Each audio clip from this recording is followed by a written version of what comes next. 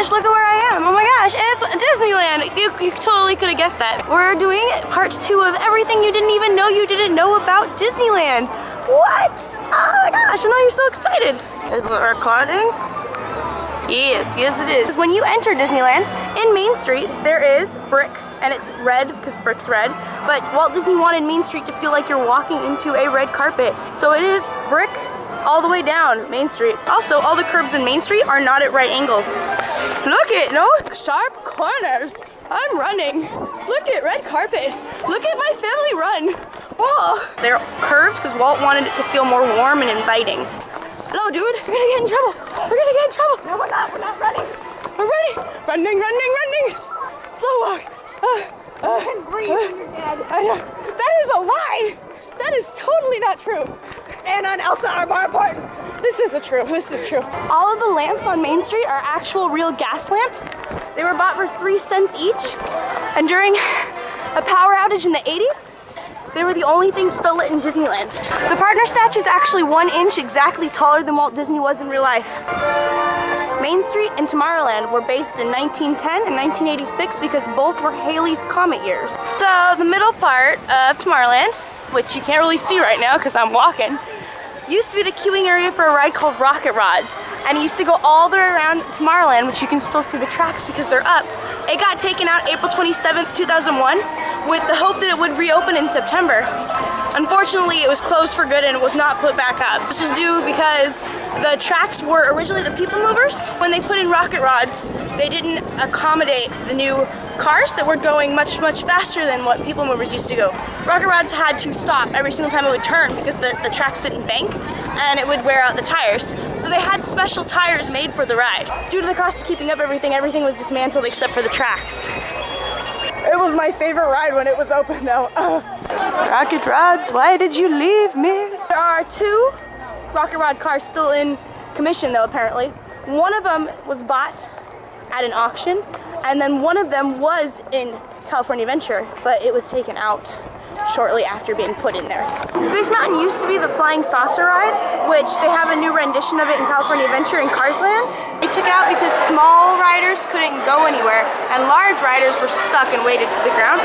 Also, they would occasionally topple over. So the ride was drawn by a man named John Hench, and the original design had the roller coaster spiraling around the outside of the whole entire building, not on the inside.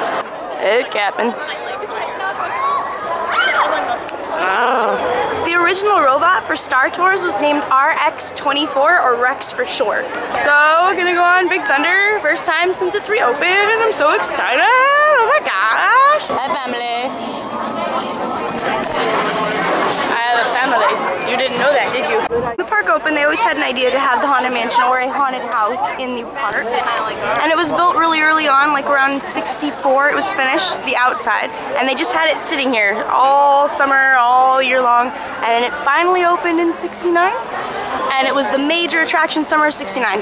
Every ghost in this ride has a backstory and a name. So like the 3 hitchhiking ghosts, their names are Phineas, Gus, and Ezra.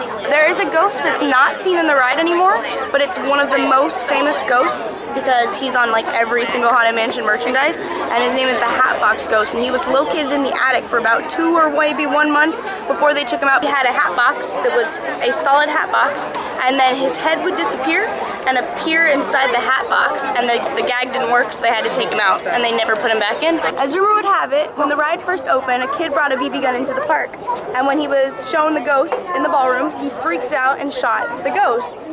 Unfortunately, there is a solid glass plane between him and the ghost, and so he shot the glass plane. The glass broke, and because it is a giant piece of solid glass, they couldn't replace it without taking the roof off the entire ride. What they did was they covered it up with a cobweb and a spider, which right now, like if you were to look for it, you would have to know where it is to find it. You can definitely see it if you look hard enough. The Haunted Mansion was originally supposed to be a walkthrough, and it was going to be followed at the very end when you enter into the Museum of the Weird, which was supposed to be a gift shop where you could buy weird antiquities. Before this was Pooh's Corner, it was the Country Bear Jamboree, and when Mark Davis was planning it, he was preparing all of his drawings and sketches and showing Walt, and Walt walked in, as the story goes, to look at his sketches, and just kept laughing at his sketches of all these bears wearing people clothes and playing people instruments, and he thought it was the funniest thing. And then he turned to Mark Davis and he said, "Goodbye." And it was an odd thing because, you know, Walt would always be like, see you later, or, you know, next time, you know, I'll see you soon. And so Mark kind of paused and was like, oh, you know, it's a little odd that Walt would say that. And that was the last weekend that Walt came into work because he got too sick to come into work and he passed away very shortly after. Waiting in line at the New Orleans Square Frontierland train station, you can hear a Morse code being done out from that building behind it, and it's playing out the whole opening day speech given by Walt Disney. So they're redoing Club 33 right now, so you can't see the audio animatronic that I was going to show you, but the only audio animatronic in Club 33 is a vulture that they used to have in that window, and it never got turned on because it was originally going to be used by Walt to listen in to his guests and kind of talk to them. That guy who's getting his character done had frosted tips.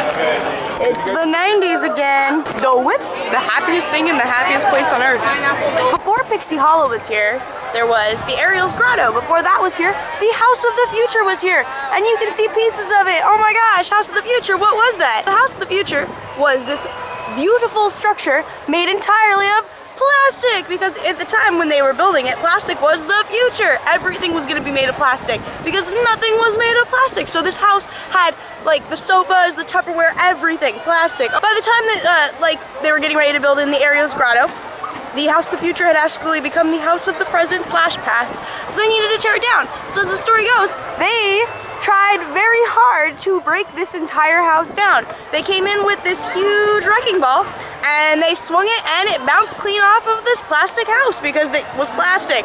And so they couldn't figure out how to get rid of it. So they melted it down, cut it up into tiny pieces and discarded the entire thing eventually. Hopefully they recycled. So the #1 thing I get flack for in my last Disney video was that I said that this post right here is the center of the park. I don't believe I said it was the geographical center because it's not. You guys are correct, but you guys keep leaving comments like, oh, it's not the center of the park, it's not the center of the park. But hey, guess what? It is the center of the park because this is a marker that shows that this castle lines up with Main Street. It's the center of the park, as in it goes directly through the entire center of the park. Oh, guess what? I win. They auctioned off the old bobsleds at D23 last year for the Disneyland convention, and I totally went up and licked them. According to the lore, that flagpole was bought for $5, and it was a lamppost that was damaged in a car accident on Wilshire, apparently. So that's it for my Disneyland video fact #2. Yeah, oh my gosh. And that's about it. Bye. You just watched Lazar and Dink. Leave a comment and tell me what you think. If you seem to like my groove, hit subscribe and improve your mood.